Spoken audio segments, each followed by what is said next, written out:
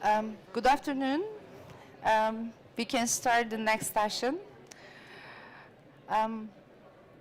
First, I would like to welcome all of the participants who are today with us in the Turkish Pavilion and who are following us from the YouTube. Today we will have two presentations regarding greenhouse gas emissions from transportations and micromobility solutions. And next will be about the energy efficiency measures. First, I will present the micromobility studies of Turkey. I would like to first introduce myself.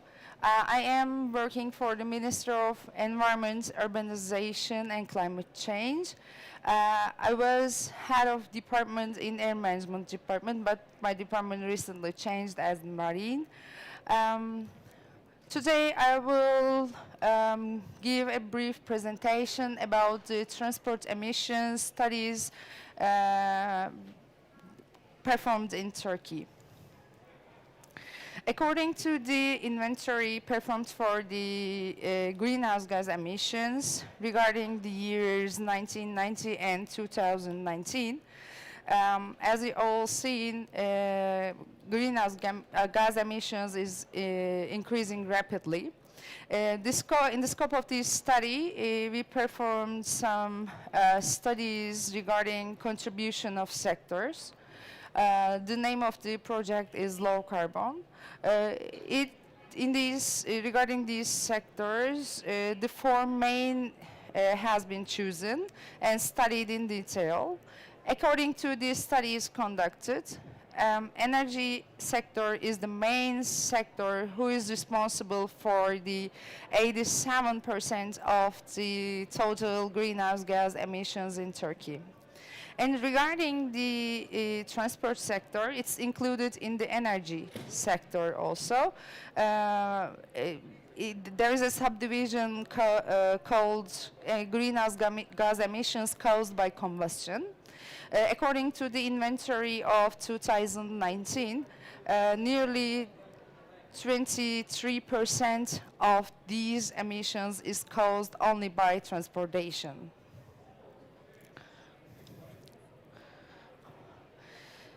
Then when I come to the greenhouse gas emission inventory wrap-up, transport sector is responsible for 16% of total emissions. And the main source of greenhouse gas emissions caused by transportation is the road transport. The percentage is 93%. The highest share in these emissions comes from the diesel vehicles with 73%. And this is followed by the LPG vehicles with 12% and the gasoline vehicles with 8%. In the scope of the study, it's also stated that there is 28 different mitigation actions that will reduce the greenhouse gas emissions of transportation sector.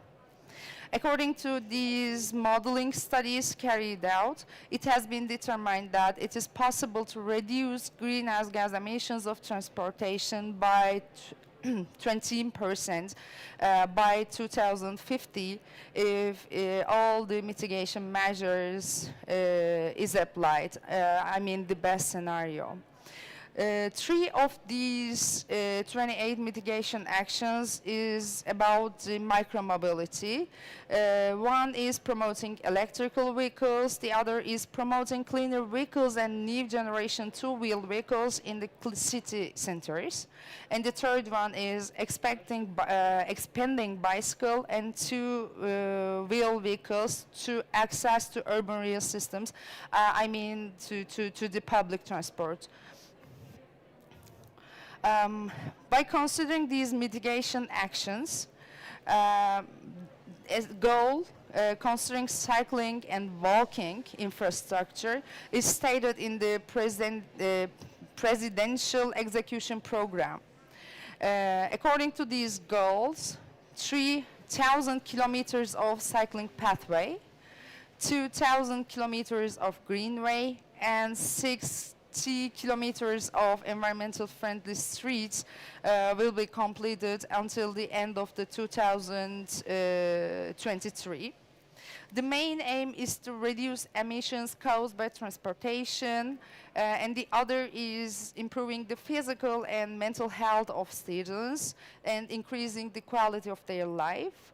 And the other is to raise the public awareness and at the end to have the more livable cities for all. Yeah.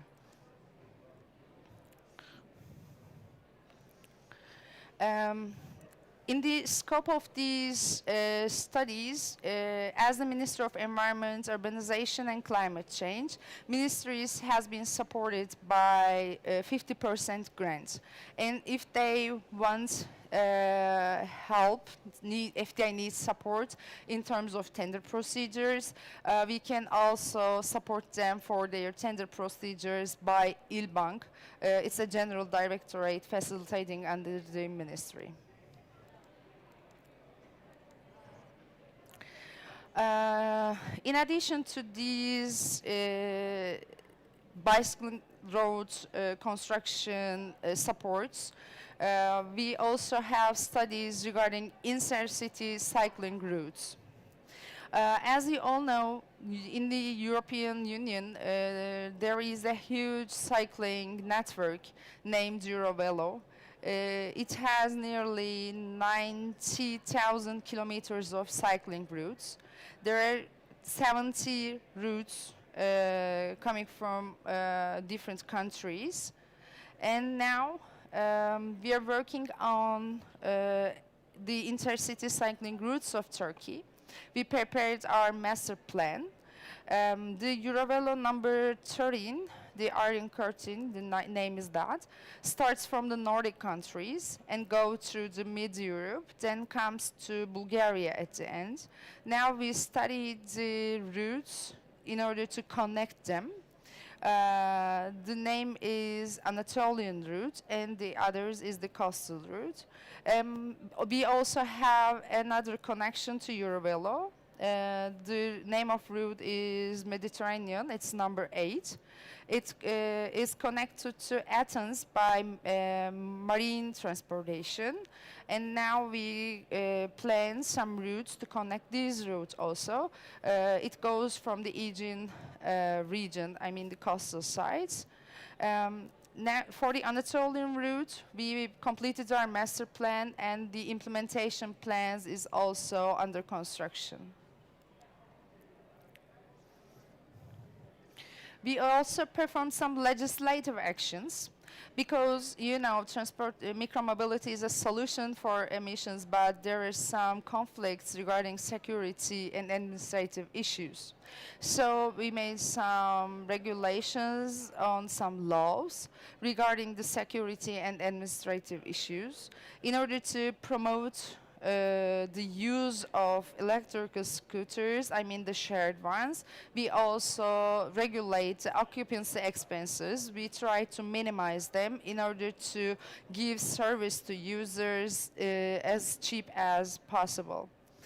Also, Metropolitan Municipality Law, and the Highway Traffic Law has been reviewed in this scope.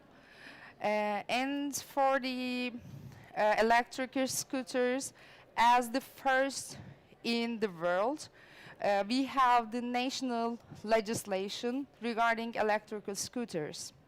This bylaw has been published by 3 ministries, in the coordination of 3 ministries: Ministry of Environment, Urbanization and Climate Change, Ministry of Transport and Infrastructure, and Ministry of Interior Affairs, coordinated the electrical scooter bylaw together. There are some examples in Europe and US considering some federal laws or some regulations, but it's the first one as national. I want to give some brief information regarding this legislation. The main aim is to reduce the exhaust emissions caused by transport and to minimize the negative impacts. And the other aim is to have individual transport, but the climate-friendly one. It will also help to reduce the traffic congestion, to reduce them. And one of the others is to promote a scooter instead of personal vehicle for short distances, and to provide integrated, sustainable transport systems. I mean, integrating a scooter sharing system to public transportation, and via these we will promote micro mobility. Bylaw also includes where to ride. If there is cycling lanes, according to law, you have to ride on these roads. If there is no, you have to consider the traffic safety, and you have to ride at the right side. Maybe at the UK, you have to use the left side. As I mentioned at the previous slides, the infrastructure is very important, and we are supporting municipalities for these. And electrical scooters can be used on the roads, though speed limit is below 50 kilometers. In the cities, there is some highways have higher speed limits, but by promoting these, maybe it has to be renewed.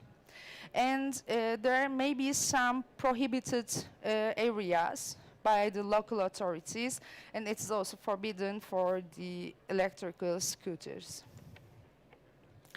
Bylaw includes also the issues for drivers and the others to be careful. Drivers must be at least 16 years old. It's about the safety issues, but also about the payment issues and the make them use by themselves. It is not allowed to have passengers behind you.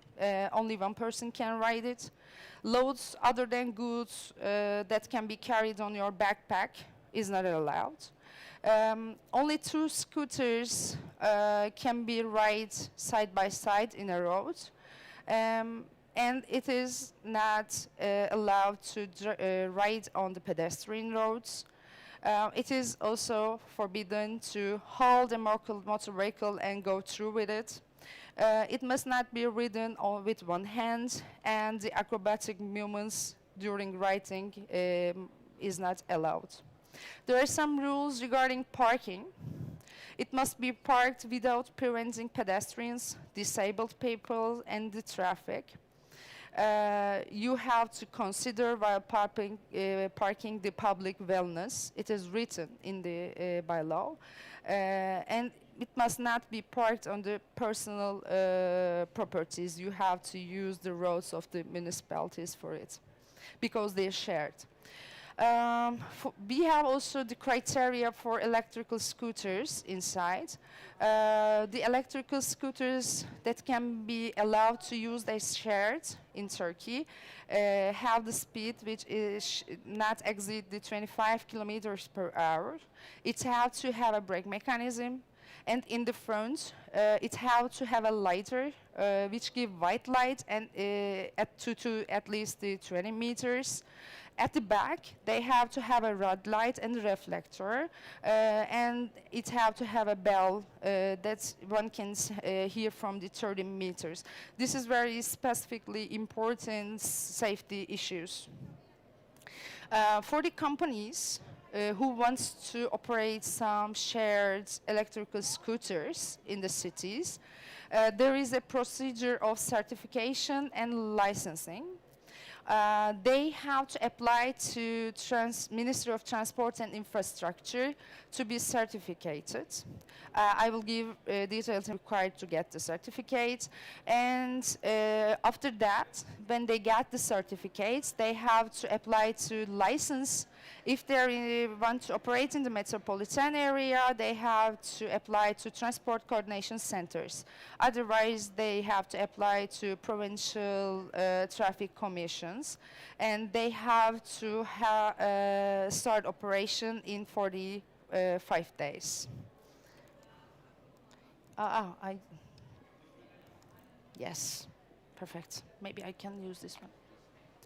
Certification requirements for shared scooters. One company has to have a capital of at least 500,000 Turkish liras. And they have to have a website and mobile application. This mobile application is very useful for safety issues also and for the payments. It's for safe of all companies and the users. They have to have the storage for database in Turkey. They have to be located in Turkey because of the security of the private data. They have to have at least 250 electrical scooters. They have to have some quality documents of TSEN and ISO.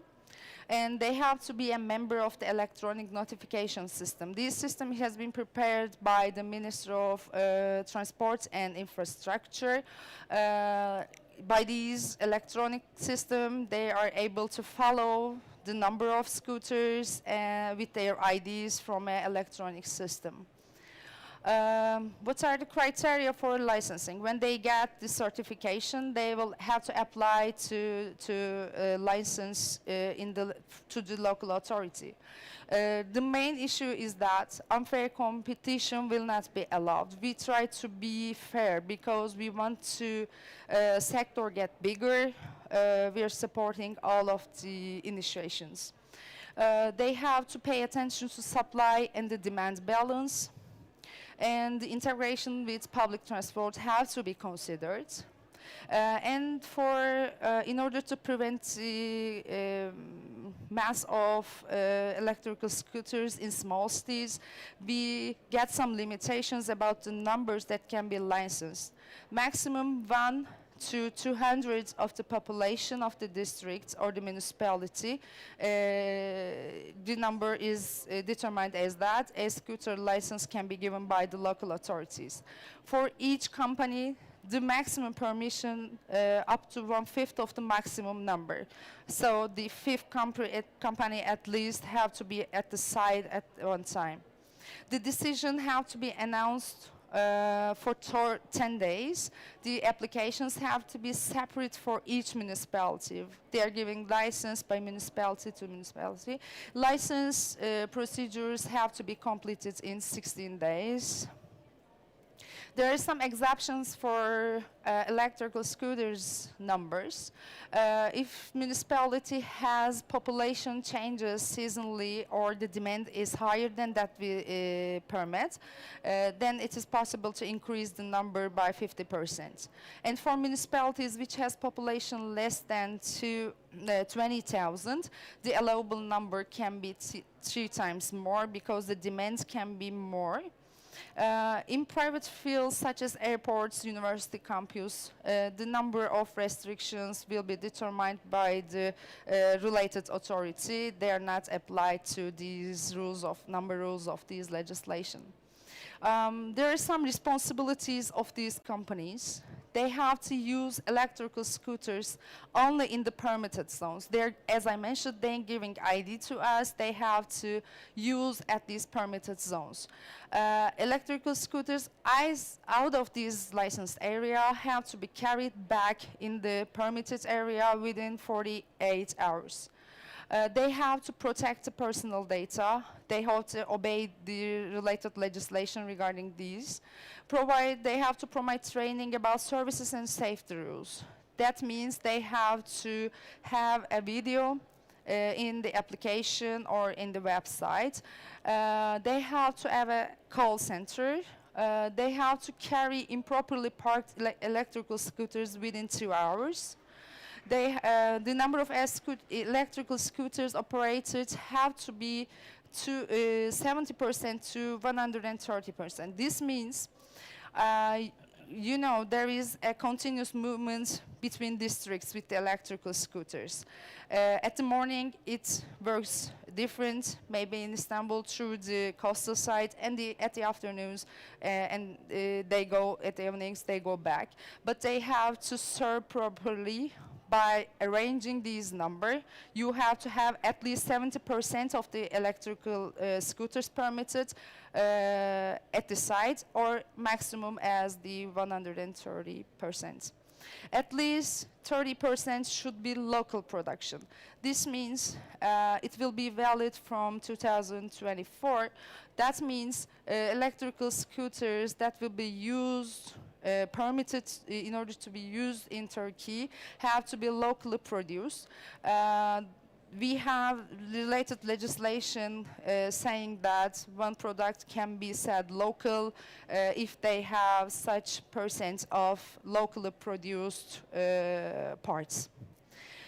And they have to have the title, serial number, or ID number on electrical scooters. This is mostly for the local authorities and the policemen to show and apply the rules.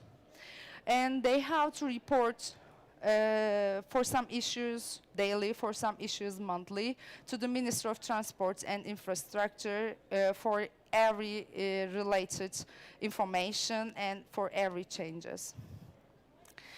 Until now, 18 companies have certificates that is issued by the Ministry of Transport and Infrastructure.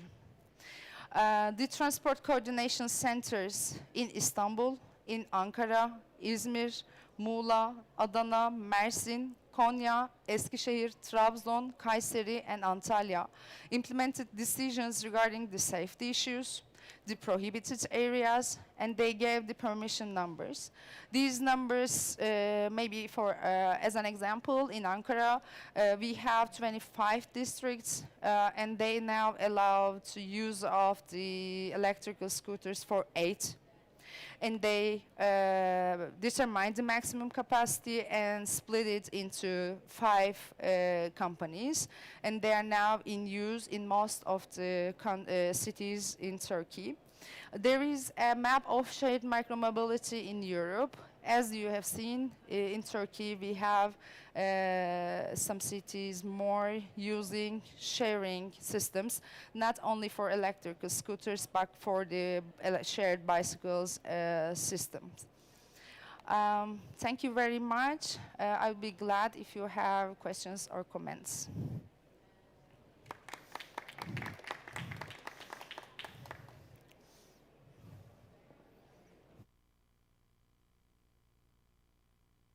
Thank you again. If you don't have any comments, maybe we can continue with the next coming presentation.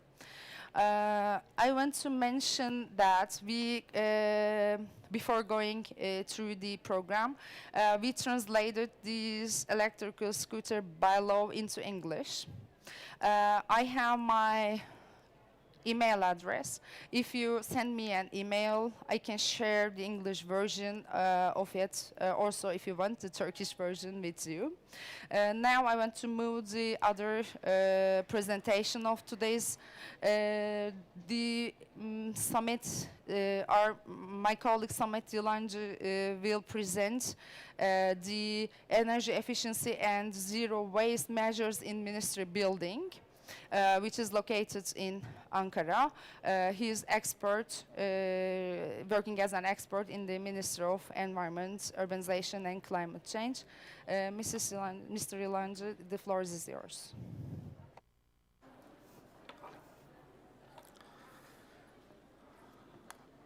Hello everyone, my name is Samet Yılancı.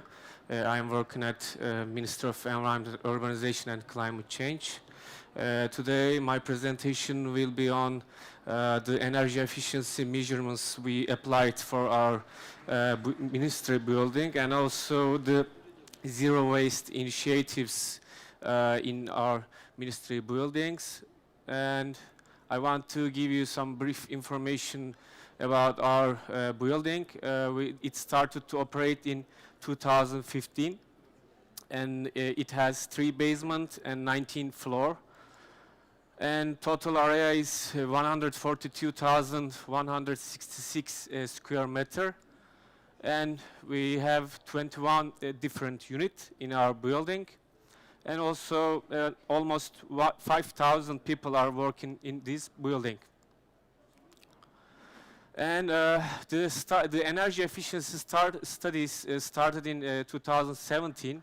And with these energy audits, we saw that we can take some measures to decrease our energy consumption. And after these audits, we can decide that we can insulate our basements, and we can improve of our automation system, and then we can change our lighting system to LED.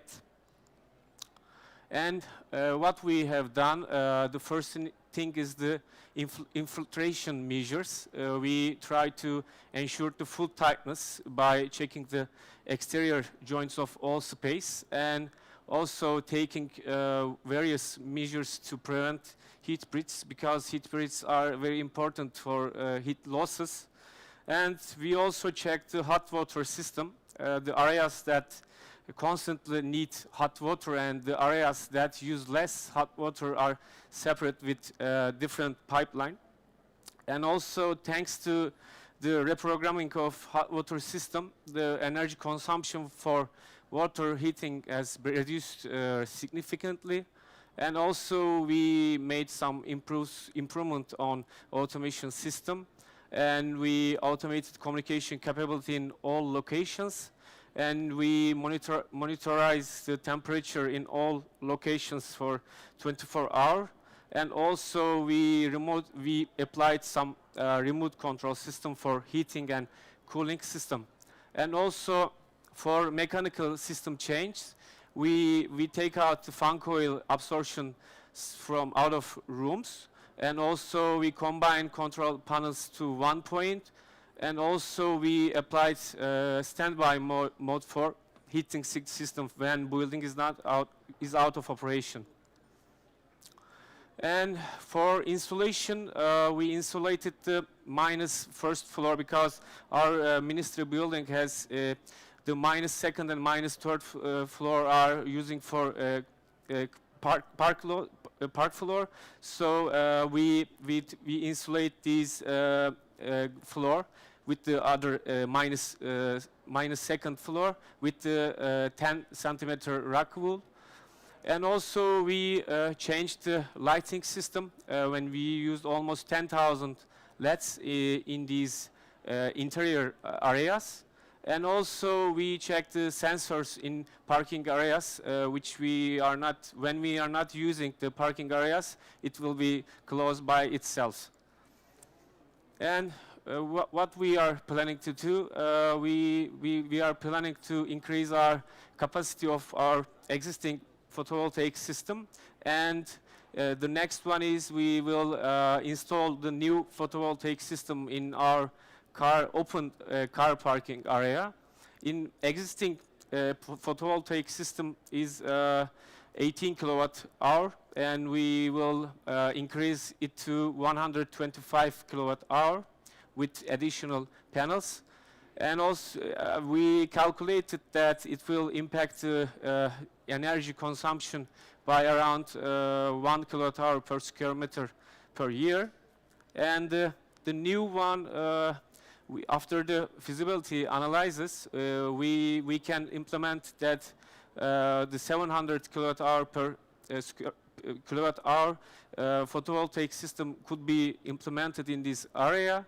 And then as a result, it's predicted to reduce the annual total energy consumption by 5 kilowatt hour per square meter. And as you see, after the measures we take to decrease energy consumption, before 2017, because it's the beginning of after the measures, in 2016, our ministry building consumed 142 kilowatt hour per square meter, and it decreased to 122 kilowatt hour in 2017. And then in 2018, it goes to 95 kilowatt hour. And it means that almost 0.5% of energy consumption are decreased. And we can see this decrease in the natural gas consumption. In the winter of 2016, it's the highest level. And then in the 2017, it's peaked to 247,963 cubic meter. And then after the installing these measures, it decreased half percent of this consumption. And as you see, the electricity consumption, it's the highest level when the summertime, because in the summertime we have more cooling needs. But after we implement the lighting system change and the automation improvement on automation systems, it decreased a lot. We mitigate a lot. And I want to mention our zero waste initiative we try to implement in our ministry building. The first thing is we removed the PET bottled water in our dining hall, and also we give some training to our personnel related with this work. And also the number of personnel in the temporary storage area has been increased, and also 2 cameras were installed in the temporary storage area to increase the security. And also, other one is our compost machine was changed in 2019, the improved version of this. And our produced composts were collected in our facilities. And at the end of the 2018, our ministry building has got TSA ISO 14001 environmental management system standard. And before this zero waste initiative, we didn't separate our waste. As you see in the graphs, there is no separation in the waste, and total amount of the waste around 50,000 kilogram in 2016. And after the zero waste initiative, it reached to 73,000 kilogram, and you can see that we separate different kind of wastes, such as plastic, metal, glass, and hazardous waste, and paper. And 2018, we add one more kind of waste. As you see, that organic waste and bread, and we use to recycle again. And in our waste consumption is reached to 93,000 kilogram in 2018. And in 2019, it's due to separate all kind of waste, it reached to 205,000 kilogram. And we try to separate the organic waste also. And I want to mention our certificates of our buildings. The first one is green certificate. The buildings, our ministry buildings, get a very good level. As you see, it's the better class than out of these classes. We get 83 points. And when we are calculating these points, we look into our integrated building design and our building materials, indoor quality, energy efficiency, water and waste management, and also innovation. And the other certificate is energy performance certification. We get B class in greenhouse gas emissions and energy performance, and we have nearly 1%. We get our energy from renewable energy by 1%, and as you see, it's very good level for such a building, because our buildings is very big. So that's all I can present. Thank you.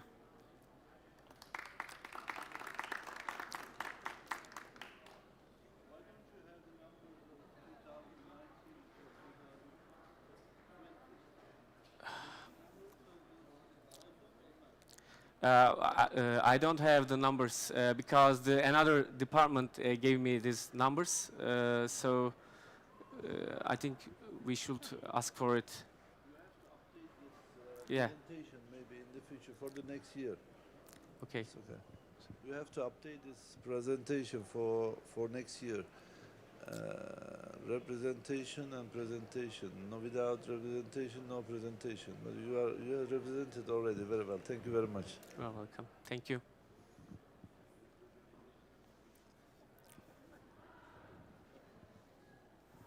Hello everyone. Thank you for the nice speech that you made. This is Zahra Abu Taha. I'm from Jordan. I'm working with Oxfam GB in a recycling project, basically with refugees.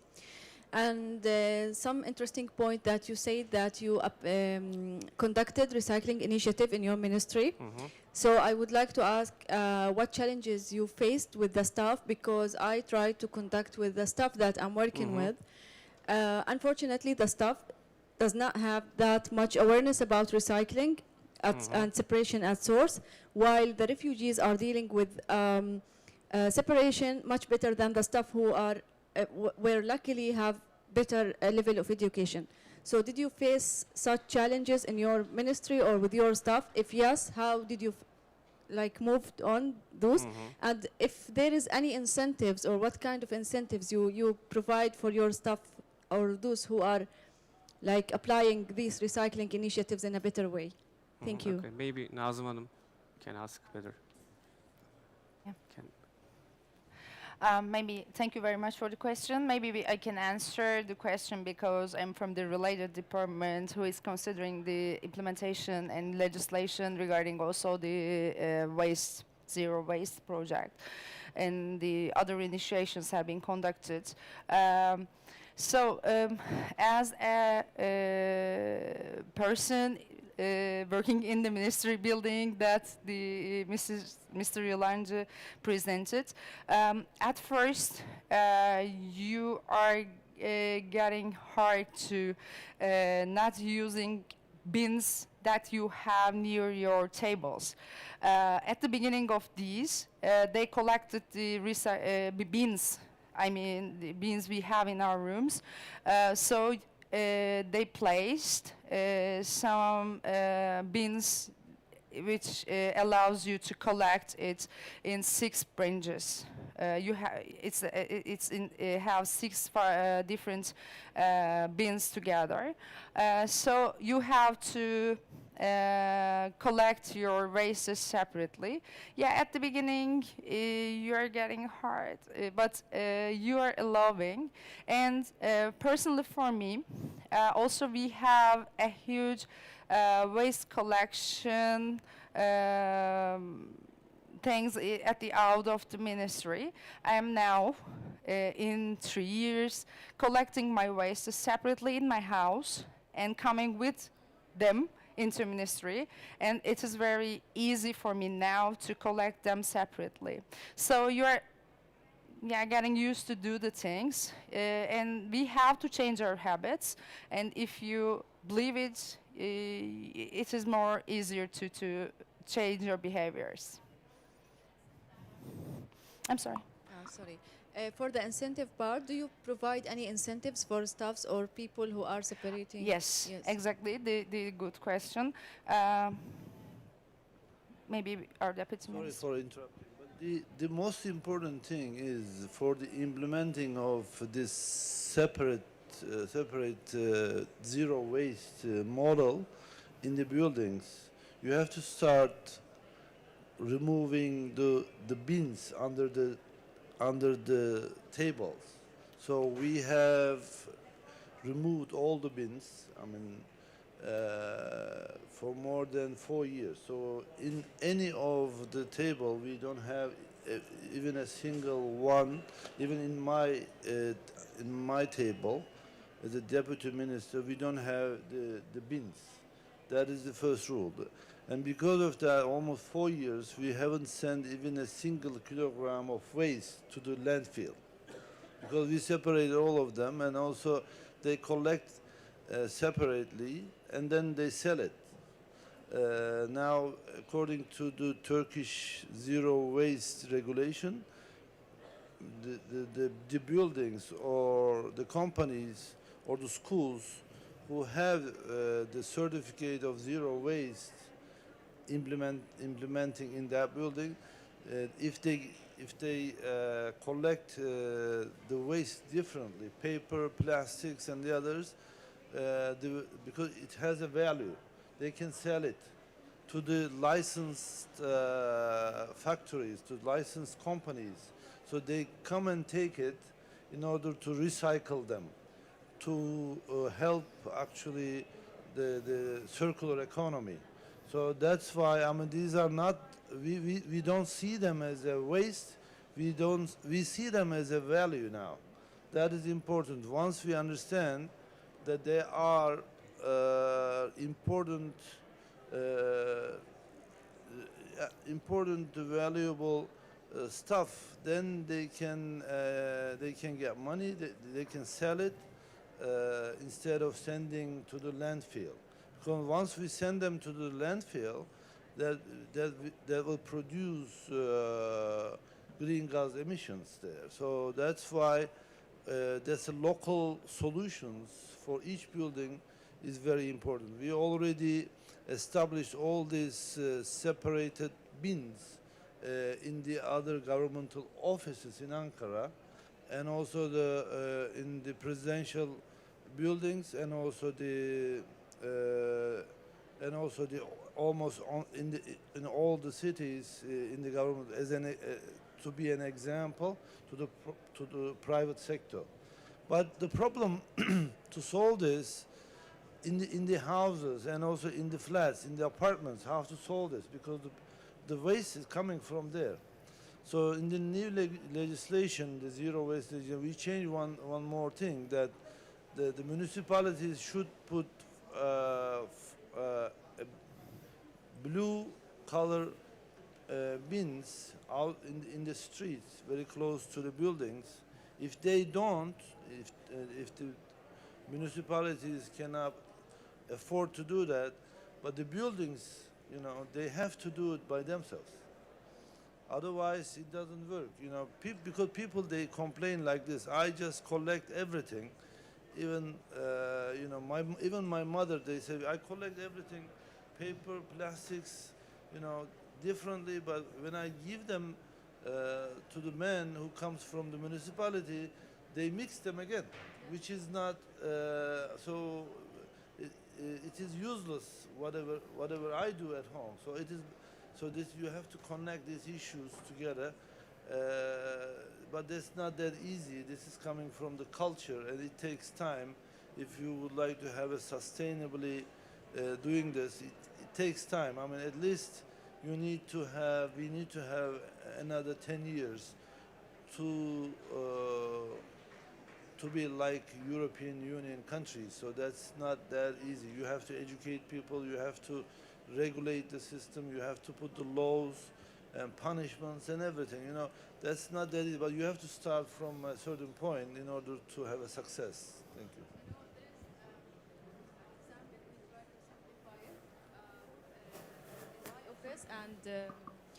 And even with refugees level, as you said, they separate at home, and then the trolley worker come and collect them, and they mix it again. So they start like losing the belief in the idea. So we just make it easier, and we say dry and wet waste, and it becomes easier. So they become more collaborative with us. So maybe for changing the behavior and changing ideas, we have to deal with people as simple as they are, not to make complicity for them. Yeah, that's it. Yeah, thank you very much. Are there any more comments or questions? I can't show any reflections. So thank you very much for your participation. Thank you very much for your interest. It was the end of the. Thank you.